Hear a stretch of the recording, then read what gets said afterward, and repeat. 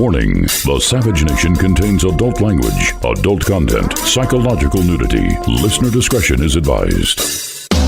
And now, the world's most exciting podcast, The Savage Nation, home of borders, language, culture. And here he is, New York Times best-selling author and National Radio Hall of Fame inductee, Michael Savage.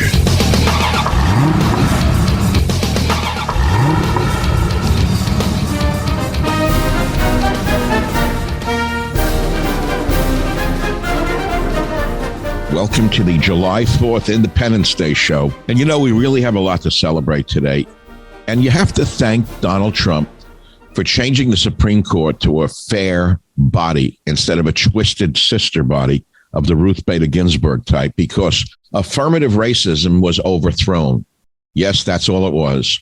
Affirmative racism was out to get the white male, the straight white male in particular. And that's why the university have turned into what they are today. Nightmarish, anti-American, anti-male, anti-family, anti-Christian cesspools. Well, I don't know if you know it, but affirmative racism was struck down by the Supreme Court. And as I said on Twitter, straight white males can apply again. And that means not just universities. That means the military. That means everywhere. Maybe we'll see America reemerge again. So we have for you today a couple of special treats. One is my readings from The Death of the White Male, the case against affirmative action, do a piece of that. And then we found some golden oldies for you on the July 4th holiday that I think you're going to love. And we put the two of them together for you for this spectacular July 4th podcast. Enjoy it over the next 3 days. I'm Michael Savage. Thank you for listening. So I thought of all the things I could do for you today. It's for you, not for me. I'm not making any money. I'm not asking you to send me, nickels or dimes. It's not like put the quarter in the machine to keep the monkey talking. So what am I doing it for? What the hell difference does it make? I ask myself that repeatedly. What difference does it make? I don't know. You'll have to ask yourself. Thoughts have power. Everything begins with a thought. Think about it. Everything begins with a thought. So maybe it has meaning. Maybe the pebbles that I throw into the pond and send out ripples to the world have had effects. But, I want to go back in time. So here's what I decided I want to talk about with you today, the death of the white male. And I'll tell you why. Copyright 1991 and 2003. That's not when I wrote this. I predicted this coming earlier than that. This was originally written in October of 1997. Interesting, isn't it? 1997? No, that's not when it was written. That's when I did the Prop 209 rally in front of the Federal Building, when I appeared in an armored car. Believe me, I've done some great things in the terms of performance art. And we've held the line for a while, but frankly, the lines have been breached.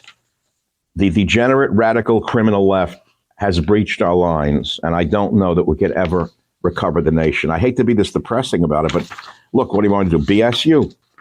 I'm not going to begin today because I didn't do it yesterday.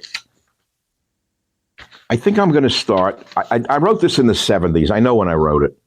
I was up in the Sierra Nevada mountains. I had a young family, 2 young kids. I had just gotten my PhD, and they wouldn't hire me, even though it was one of the highest degrees you can get at the time, from one of the great American research universities with original work, and my master's thesis have been published as a book. Sterling achievements. Instead, they hired morons, idiots, anyone but white males, as long as the color of your skin was right. So here it is, November 1977, Sierra Nevada mountains. I remember being with the kids, and I wrote this long poem, and it's not really more than, I wouldn't read it to you. It's pretty good. But I want to read something in this book. Now you're going to say, how can I get the book? I don't know right now. I'll probably put it on Kindle so it's not lost in time. If it goes on Kindle, I preserve the copyright and you can buy it for $1 or whatever. So I was talking about the hiring practices in the 80s, where firemen and police, Boston, New York, San Francisco at first, had gone beyond federal court-ordered quota systems in hiring only minorities and women, even women who couldn't pick up a hose. Even women who couldn't fire a pistol became a police chief in San Francisco. She could not pass the pistol exam. Women who couldn't pick up a hose with water in it became fire chiefs because it was a very good civil service job for the brigades.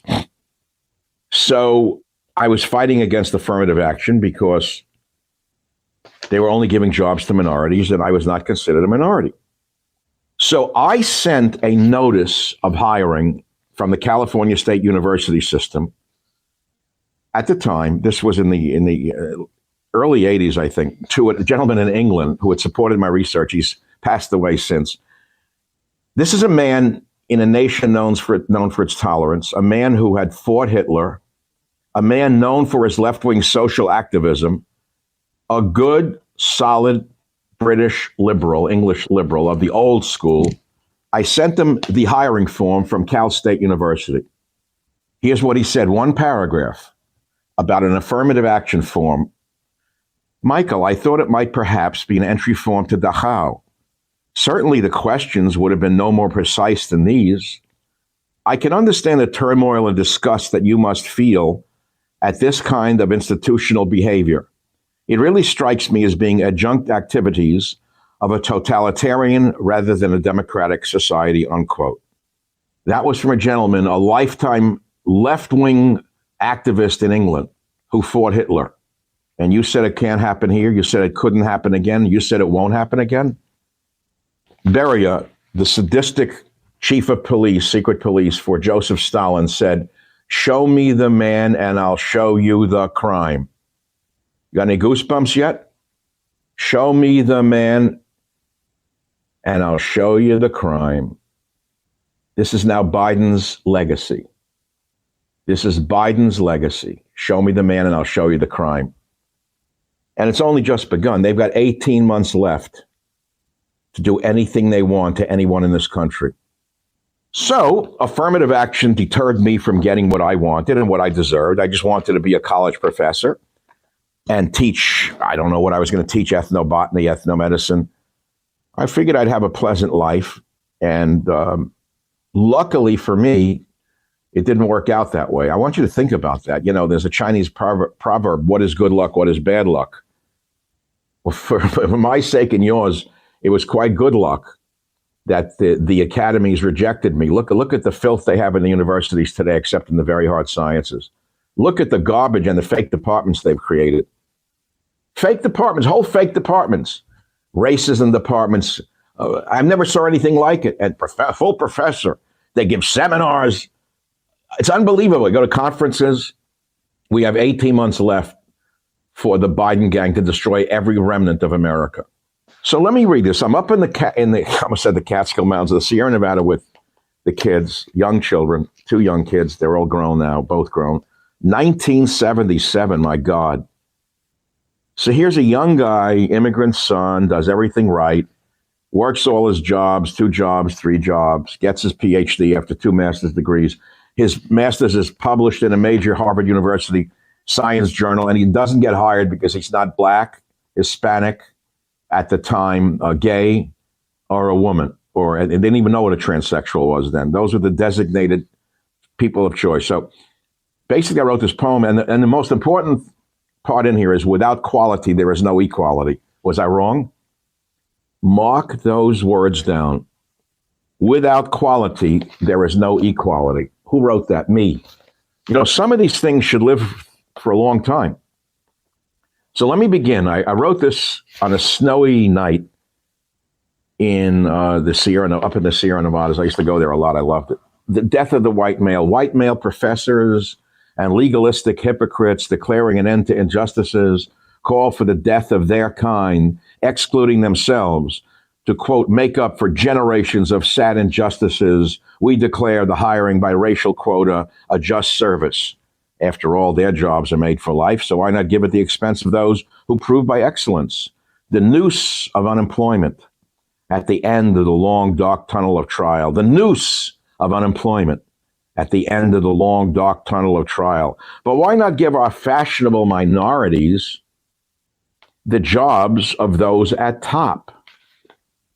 They who cry for justice. Of course, they now have done that. That's why the universities have melted down into cesspools of hate. Let the braying sheep throw their own skins to the stalking hungry, giving all an equal opportunity. I am an equal opportunity employee, the son of Benjamin, a small shopkeeper, the grandson of Samuel, a serf. Do I enslave the Hispanics, or did they do the enslaving here in the Americas? Have you forgotten history, my dear white male friends? Are Cortez and De Soto mere automobile insignias? Native American Indians of the Southern Hemisphere, shot from cannons, not by my ancestors, perhaps yours in Brazil. The ears of forest-dwelling children of God cut off in Russia by axe-wielding peasants with potato faces. Natives of the Amazon similarly maimed by Portuguese adventurers. I am the smallest minority in America, an individual man who aligns himself with no group, calls himself by no race, but strives always for excellence. I am an equal opportunity employee, and I stand behind no false systems, braying for a chance in mass production.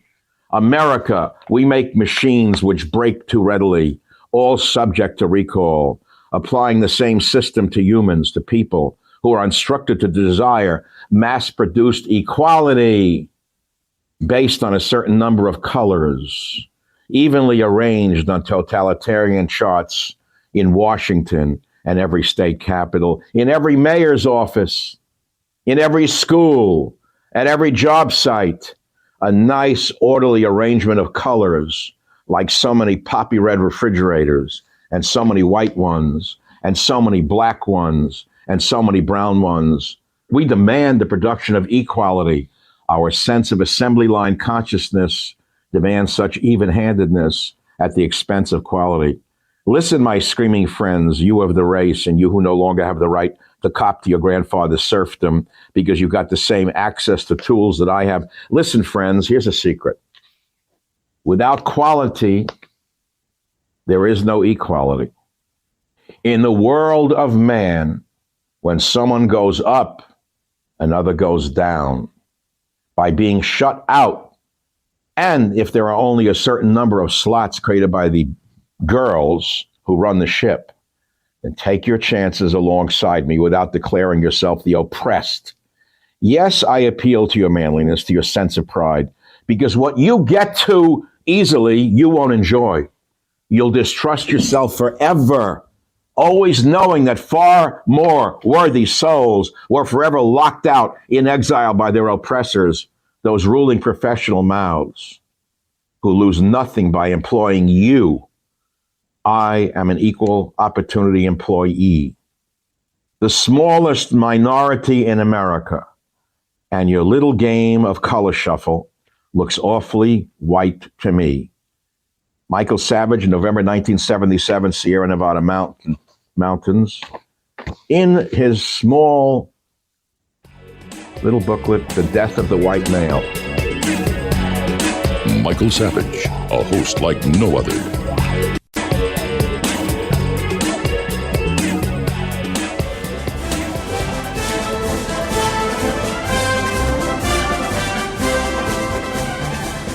As we mark the Independence Day holiday, we must acknowledge those who fought to defend it. Many of those soldiers were old white men who are now reviled by the vermin on the radical left. First, hear how the Fourth Estate has become the fifth column, and then a more lighthearted piece on navigating mixed race and mixed religion families.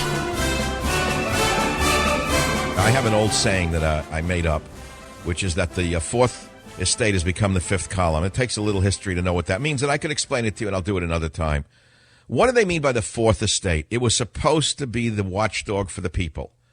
Do you believe that audience of at the Laugh-a-thon with Obama telling bad, stale jokes one after the other was a representative of the Fourth Estate? No, they were the equivalent of Leni Riefenstahl in Nazi Germany, who was a propagandist, a great filmmaker, by the way. A Nazi propagandist, nevertheless, for Adolf Hitler. Now, I'm not saying they're Nazi propagandists. I'm telling you that they're a wholly owned subsidiary of the Obama administration. Every last one of them who had even a vestige of independence has been turned completely and absolutely and totally into nothing but a lapdog for the administration. So they're not the watchdog. So that's the fourth estate. We lose the fourth estate, anything is possible. The government could fire on the people. The government could release tanks onto the streets and say that they need to round up anybody with an automatic weapon when they're not automatic weapons. This government is capable of it. This government could get away with it because there is no fourth estate. They have become the fifth column. What is the fifth column? The fifth column is a reference to a Spanish general who, during the Spanish Civil War, talked about a group of turncoats in the fifth column who had gone over to the enemy side. That's what he means by the fifth column. So when I say to you, when the fourth estate our fourth estate has become the fifth column, I'm trying to explain to you that this incredible army of men and women with so much power is now just an appendage of the Obama administration, which is a very dangerous situation for the United States. That is how they get away with the greatest intelligence lapse in modern American history without one person being fired, not one person being called on the carpet. That's how they get away with it, because there's no press. In my day, the headlines would have spun. Hot headlines. Hot headlines would have run across America. Hot headlines are the kind you don't see anymore, except perhaps on the internet, on the Drudge Report, and in a few other places. There are no longer any hot headlines of that kind that dare to challenge this administration. And that's why I tell you it's very important to keep your eye on the ball. I tried to warn you what was coming in my novel, and it is not a big infomercial. Take it any way you want. My novel, A Time for War, is about the real 5,000-pound gorilla that's in the background. And it's not the radical Islamists, my good friends. It's those who own our currency today. Yes, my friends, they're headquartered in Beijing and on Wall Street. Some interesting things happened to me. I was washing my car when a friend of mine came by to talk about various things. We started talking about families and vacations and reunions. So my friend Dan told me a story about his family reunions always went like this. You see, Dan is half Korean, half Irish. Half Korean, half Irish. He said going to these reunion dinners were always uncomfortable. My mother is Korean and my dad's side of the family are all Irish, Catholics. He said every time we go to visit the family, they would always speak extra loud and slow to my mother. I started to laugh, asking things like, we are having roast beef and potatoes tonight. Is there anything we can make for you? And what do your people eat this time of year? Well, I started to laugh hysterically. He has such a good sense of humor, this friend of mine. So Dan said, looking back, these comments were very uncomfortable, but it happened every year like clockwork. Every year like clockwork, because he had a Korean mother and an Irish father. When the Korean mother would come to the dinners that the family had, who were mainly Irish, they would talk extra loud and slow and ask those inane, pandering questions. What do your people eat this time of year? That kind of thing.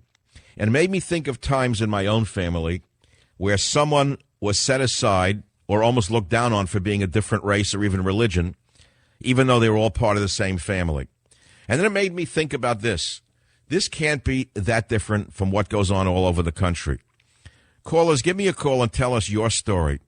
What have you gone through being a part of a mixed race or mixed religious family? Let's say you're all Christian and one of the family members is Jewish. How do they talk to the Jewish member of the family around the dinner table at holidays? Or let's reverse it. Your family is all Jewish except for one Christian. How do they talk to the Christian at dinner? Or just keep mixing and matching. Has this experience brought you closer together? Have you learned anything from your experiences? I mean, I think it's hysterical, by the way, this pandering to the outsider. You want to comment on that for a little fun tonight? Let's go to Palm Coast, Florida. Michael, what's your ethnic mix story or your mixed ethnicity story? Hey, Michael, thank you for taking my call. Well, I come from an Italian background. My father's born in Sicily, and my mom's half Irish and half Italian. So when we would all get together for holidays, whatever, dinners, I have my Irish aunt.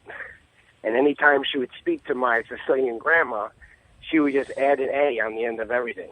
So it would be, do you want a pancake-a? Do you want pizza? Anything had an A on the end of it. Why would she do that? She thought that, you mean, she'd understand English better if it had a sound like it was Italian? Well, she spoke no English. So she thought her way of speaking Sicilian, I guess, was to put an A on the end of everything. Oh, I see what you mean. In other words, but she continued to speak in English, but she just put an A on the English words. Yes, and she knew the only word she probably knew in Italian was ciao. She might have put an A on the end of that if she could.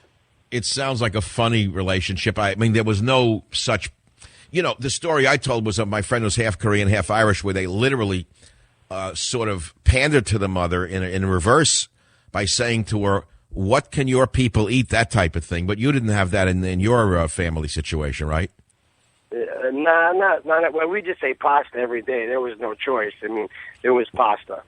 Well, since a potato has an O on the end of it, and pasta has an A on the end of it, how would your Irish relative express the word potato to your Sicilian relative?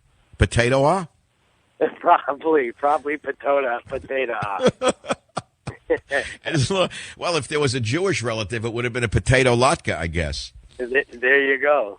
All right, Michael, thanks for being a good sport. 855-400-7282. Look, we can go light or heavy tonight on the show. If you'd like to talk about, these race stories are very interesting. We need to let some air out of that balloon. It's a little too full of air right now in America. And with so many intermarriages in this country, I think it's a very important topic to kind of put a little lightness on the subject. So if you'd like to do so, fine. Or if you want to go to the heavy stories of the week. In Boca, Florida, Tim, welcome to the Savage Nation. Go ahead, please. Yes, Dr. Savage, it's such a pleasure to talk to you. I just wanted to let you know of a very memorable time in my life. And my grandmother was dating a Jewish man for over 30 years. And they were forbidden to marry because he was Jewish. And unfortunately, when he passed away, my brother and I, both Christians, went to his, it's not a wake, it's a Shevitz. And, you mean where they're sitting Shiva for 10 days in his memory? Exactly. And they had quite a spread set up with food. Well, that sounds very Irish, the food part of it.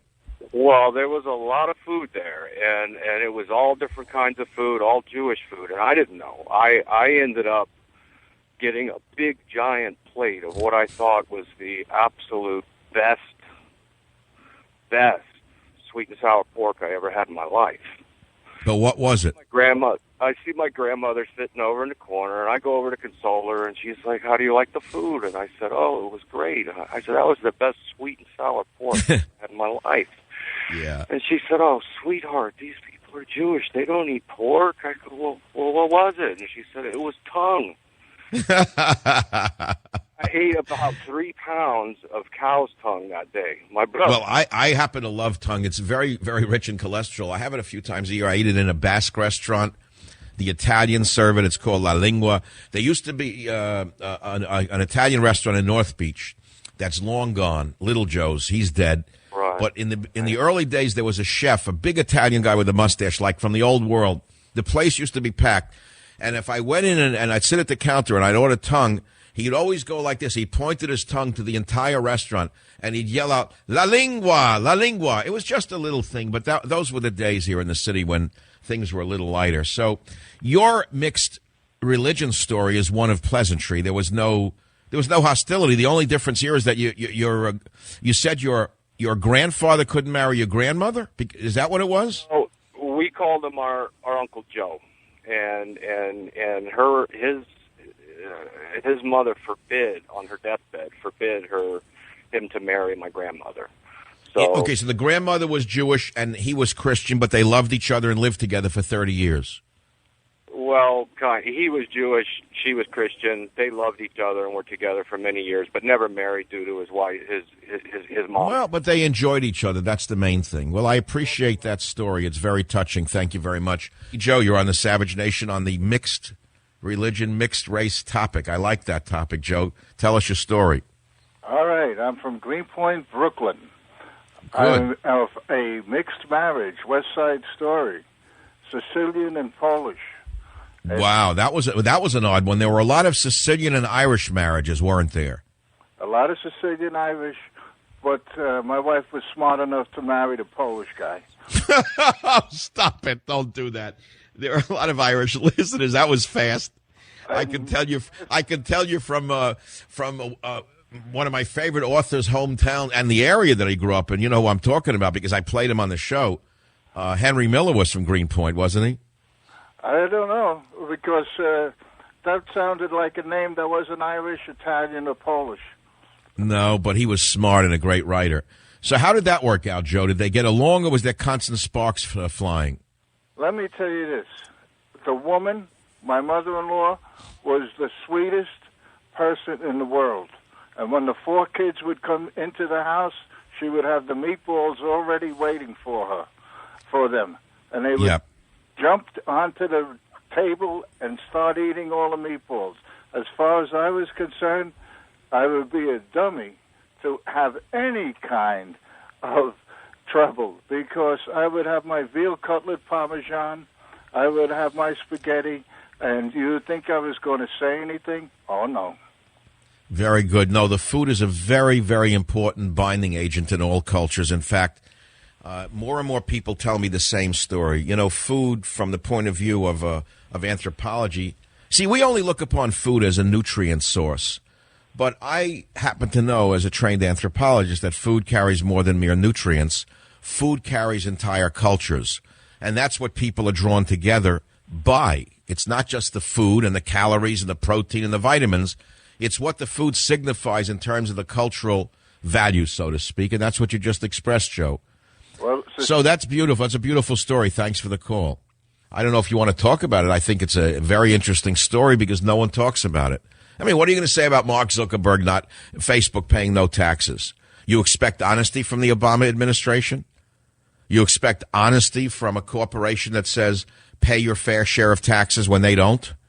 We're living in the most cynical, deceitful world in the history of the world. This country has never had more cynicism, never, and more deceit coming out of the government than it does right now. The Savage Nation. It's Savage on Demand.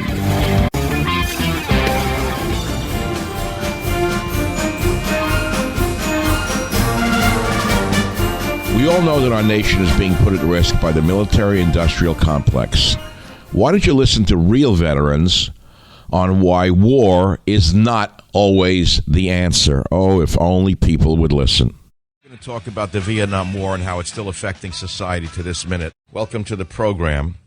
What triggered this is not only the fact that we seem to have learned nothing from our defeat in Vietnam and our defeat in Iraq and our apparent withdrawal coming in Afghanistan, and the fact that the war drums are now beating for Syria. It seems that the military-industrial complex, or should I say the military media-industrial complex, which lives on blood and war, is trying to drive us into yet another war. Are you a Vietnam combat veteran listening to the Savage Nation? Where are you politically? Does time heal all wounds? I believe the Vietnam War is affecting our nation to this day. For example, the Vietnam War changed the course of American history in the area of foreign affairs, social history. It even gave us a president in Obama who is politically closer to Ho Chi Minh than he is to the president of South Vietnam. As a social commentator, I, Michael Savage, see the effects of Vietnam everywhere I turn, in the media, where the jerks still pretend they are anti-establishment while doing the Obama establishment's dirty work and covering it up. In society itself, where rampant drug use now permeates the entire society. In foreign policy, in war policy. In every way, I see the Vietnam War affecting this nation to this day. If you care to comment on my comments, I would especially like to hear from Vietnam combat veterans who listen to the Savage Nation, who will call this show and tell us all where they are politically. Some of them may be liberals, for all I know. I have no idea who listens to the show. You may assume you know everything about the show and the listeners, but that would be quite presumptuous of you, wouldn't it? And what triggered this was this story. A Vietnam veteran, presumed dead, was reportedly found in a remote jungle 44 years later, according to a documentary that I stumbled upon, a movie documentary, that is. In 1968, U.S. Army Sergeant John Hartley Robinson tumbled into the jungle, his helicopter shot down over Laos, in a top-secret mission during the Vietnam War. Now, Spielberg wrote the script. The Green Beret who was shot down would have come home a hero after a daring rescue. But in reality, something else happened. A new film by Emmy-winning documentarian Michael Jorgensen tells the story of this Alabama-born soldier lost at war. It's called Unclaimed. It purports to have found Mr. Robertson in a remote jungle. He was bent with age, the memory of his wife and children's names erased by the trauma of war and the torture that the vermin in Vietnam subjected him to. He no longer speaks English.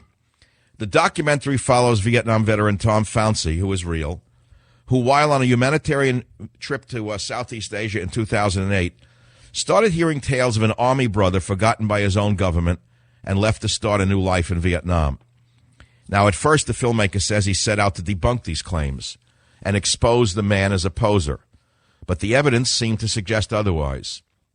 Jorgensen told the Daily Mail in London, the MIA story was pretty unbelievable, pretty grandiose. Tom went to meet him and was very skeptical, grilling this guy up and down, trying to get him to break. Through a translator, the 76-year-old man tells this account, how the North Vietnamese captured him after his helicopter crash, how they trapped him in a bamboo cage and tortured him for years. I emphasize the word years in case you all think that Asia is a superior part of the world and the Asian people have a certain superior nature to ours. They tortured him for years in a bamboo cage. Eventually, his captors released him, physically and mentally broken. They say a local woman, found him lost in the jungle, nursed him back to health, and eventually married him. He, taking on his wife's late husband's identifying information, this American soldier registered as a French Vietnamese citizen named Dan Tan Guk. Now, another surprising element of this rediscovery is how the American family reacted, meaning the family he left behind.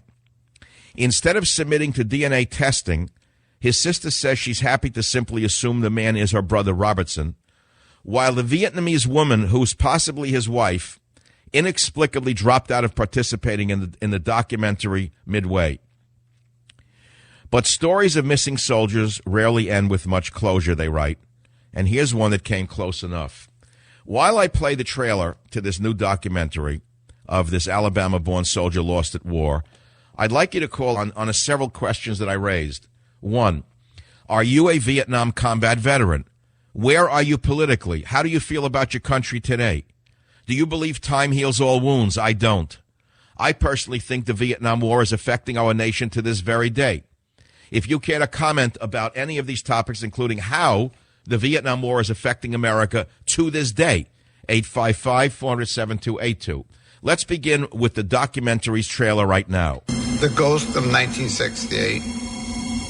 The faces of the people I have lost have never left me. SOG was a super secret organization in South Vietnam. No IDs were carried, no dog tags. We were in Laos illegally. All SOG operations were under control of CIA, approved by the White House.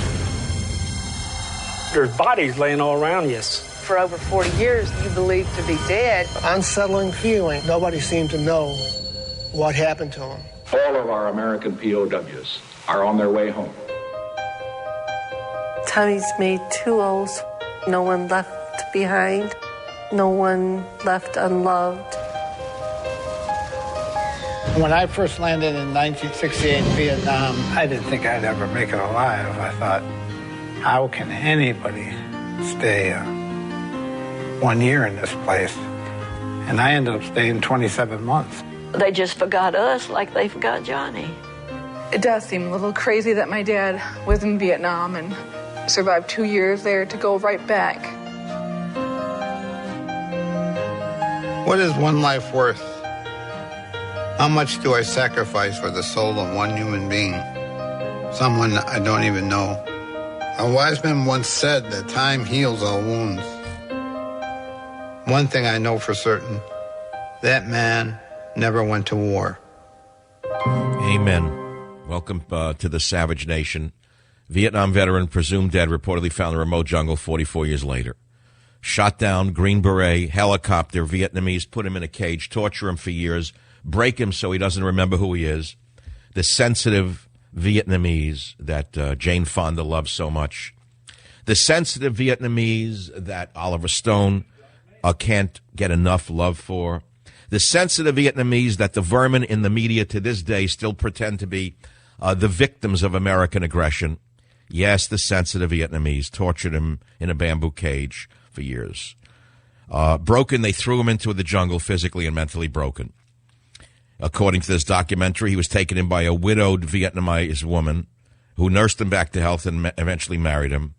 And this this documentary apparently tries to prove that this is real. So I ask you again. Are you a Vietnam combat veteran? Where are you politically today watching what's going on in this country? I believe the Vietnam War, not believe, I can with certainty tell you that the Vietnam War changed this country forever. I can tell you whether it's in academia or the media. You've got people who pretending they're still anti-war protesters who are now running every institution of the United States of America. They entered the institutions to change the institutions, and boy, have they changed the institutions. Do they realize what they have done? Do they have any idea what's about to befall them? Do they have any idea that Barack Hussein Obama is politically closer to Ho Chi Minh than to George Washington? 855-400-7282. I'll begin by taking calls from the people we respect the most, who are the American combat veterans. Let's start with Lawrence in Utah. Lawrence, thanks for calling the Savage Nation. Go ahead, please. Dr. Savage, it's an honor. I was a sergeant in the Air Cavalry in Vietnam, infantry light weapons. And where are you today politically, Lawrence? I'm extremely conservative. I'm active in local politics, somewhat of a libertarian, but very unhappy with the administration. To say Lawrence, do you believe that do you see the world as I see it in this sense? Do you believe that Obama is the actual enemy that we were fighting in Vietnam? The policies of Obama seem to be closer to that of Ho Chi Minh than to that of our nation. Absolutely. You know, our academia and a lot of our politicians are people who came out of the Vietnam War. A lot of these people, they stayed in school forever so that they could avoid service, and they worked their way up through the system, and now they're running the colleges and a lot of our politics. Right, and they think that they're still getting even with society when they're wrecking society. All right, Lawrence, I'm sending you a copy of my thriller, A Time for War. Is there anyone else who actually fought in Vietnam? Oklahoma. You see, we're not getting too many calls from the Upper East Side of New York today. There aren't too many calls coming from Boca Raton. Not too many calls from combat veterans calling from various and sundry liberal quarters of America. No, they're coming from the heartland of America, places that you sneer at, those of you who understand what I'm talking about. Let's go to Oklahoma. KFAQ. Craig, welcome to the Savage Nation. Go ahead, please. Michael, I'm still pissed off. I remember I came back I left the day before the Tet Offensive, and we flew back and unloaded out in California, and me and two other guys, we kept count on how many noses we could break from the people that were spitting on us. I've gotten over that. That has made me mad all the rest of my life. And then you were treated like dirt when you risked your life for the country. I understand. Yes.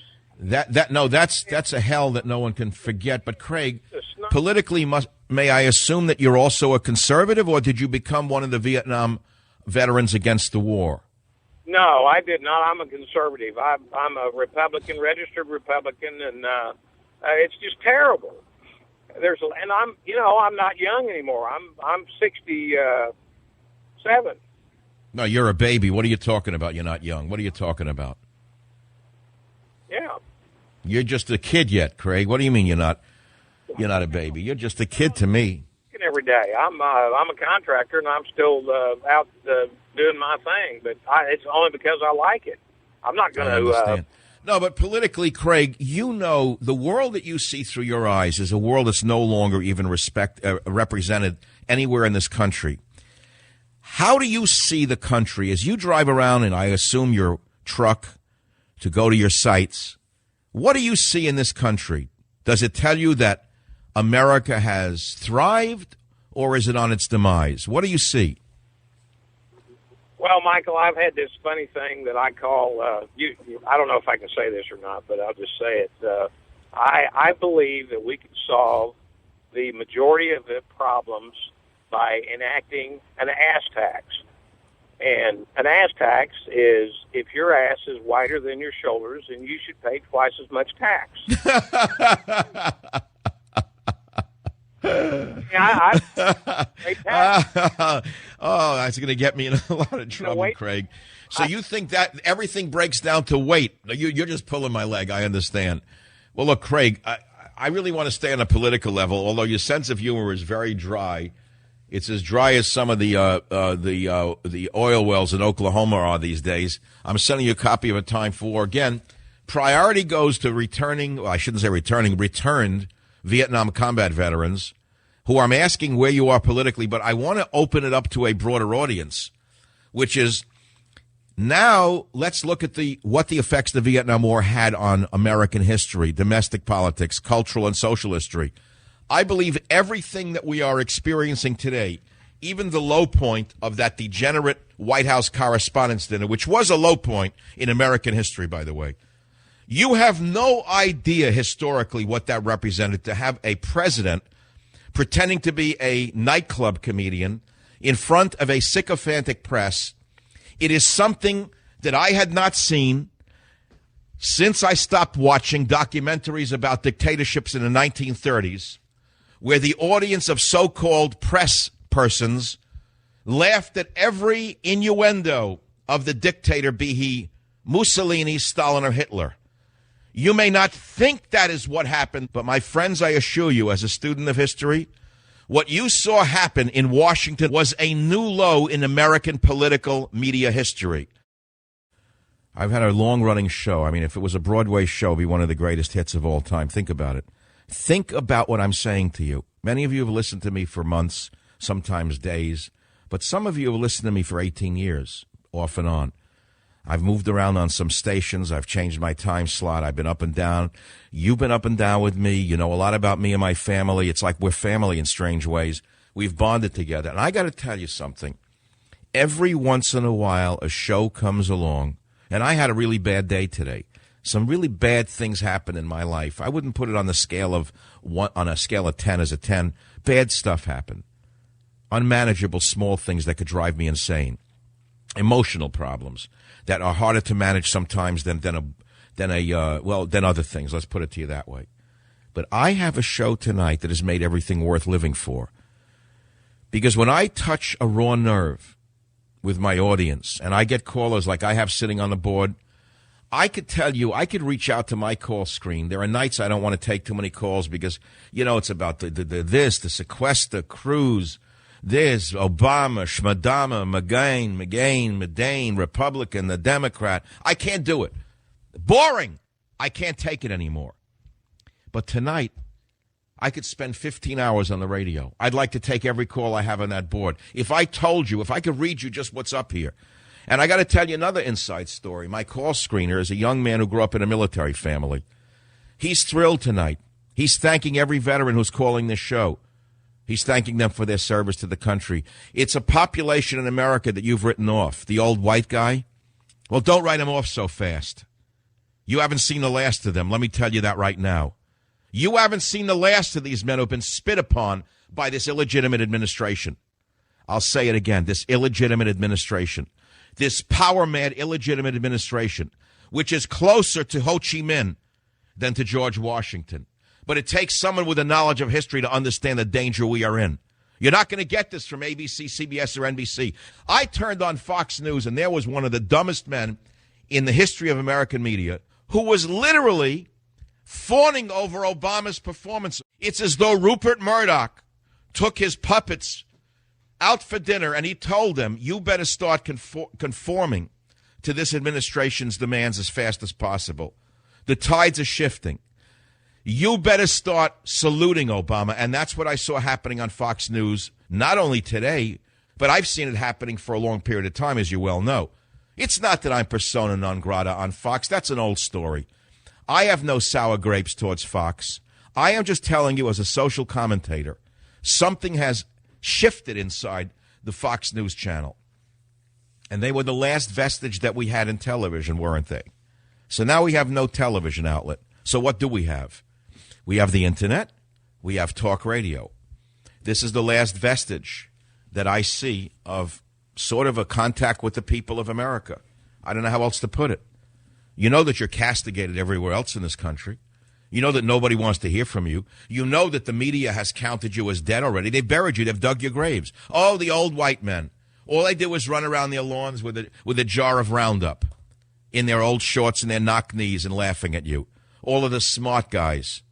All of the smart young punks out there who don't have the guts to get married and raise children, laughing at the old white guys. Well, let me tell you something. You haven't seen the last of the old white guys. I can guarantee you. No, sir, not by a long shot. And you're going to hear from some of them tonight on the Savage Nation. So don't change the dial. Go and laugh if you want. Smoke a joint if you want. Drink your wine if you want. But you're going to hear from them tonight and maybe another night. And the topic is, I am setting forth a supposition. I believe the Vietnam War is affecting our nation to this day. Not only I believe, any educated person can understand what I'm saying. Down from politics, cultural, social history, you name it. It even gave us a Barack Obama as president. He is a direct result of the anti-war movement. And here's the twist. Here he is president, still acting like an oppressed man of color. He went before that crowd of sycophantic losers called the American, the press, whatever, the White House press corps, and he said, well, I wish the Republicans would reach out to one minority in particular, me. Hello? He's still acting like the oppressed minority. At what point do you say enough is enough from this clown? At what point does America say enough with this clown's act? This power-mad clown. Enough already. We just had the worst terrorist incident on American soil since the Fort Hood massacre, since 9/11, and this clown got up and told jokes. Janet Napolitano has not been fired. Robert Mueller has not been fired. Every agency failed you. The Savage Nation. It's savage, uncut, unfiltered, and raw.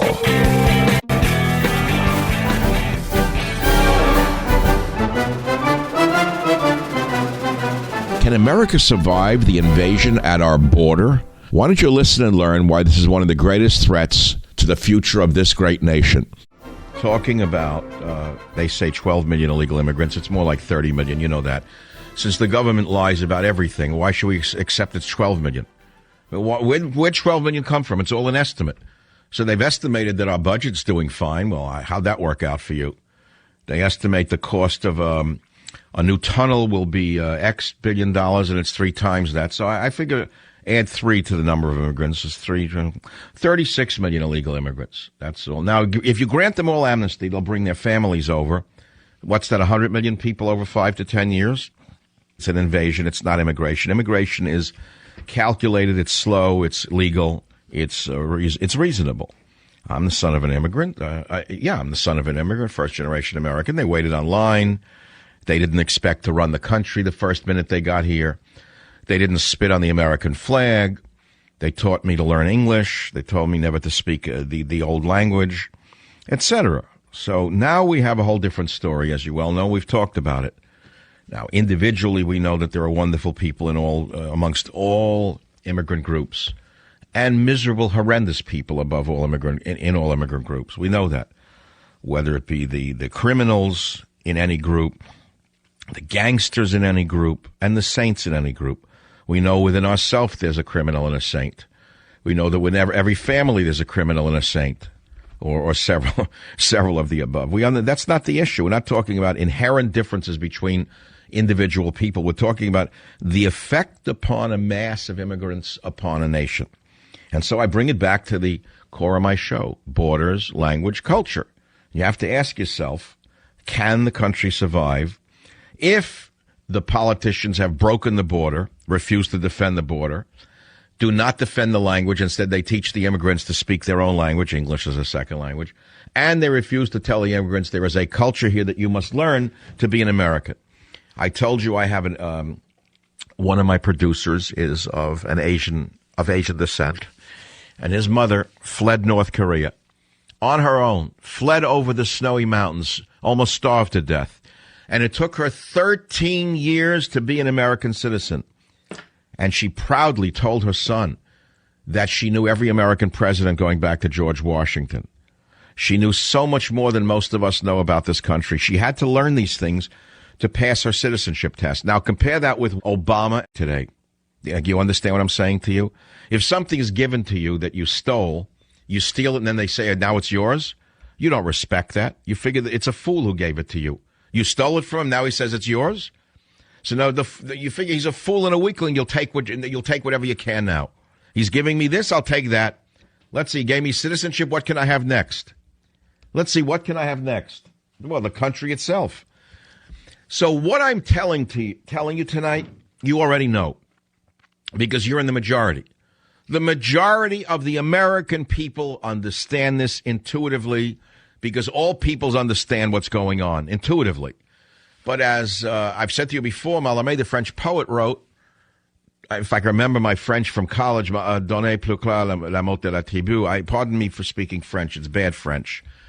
Donnez plus clair la mot de la tribu, meaning to make more clear the words of the tribe. That's my job. I'm the poet, actually, sitting around the campfire trying to clarify your thoughts. In other words, if there's no place for a man like me, then there's no place for a man like me. But I know there's a place for a man like me because I made a place for a man like me by making more clear the words of the tribe for all these many years on the radio. Every day is a new beginning. 94 to 2013, I'll have my...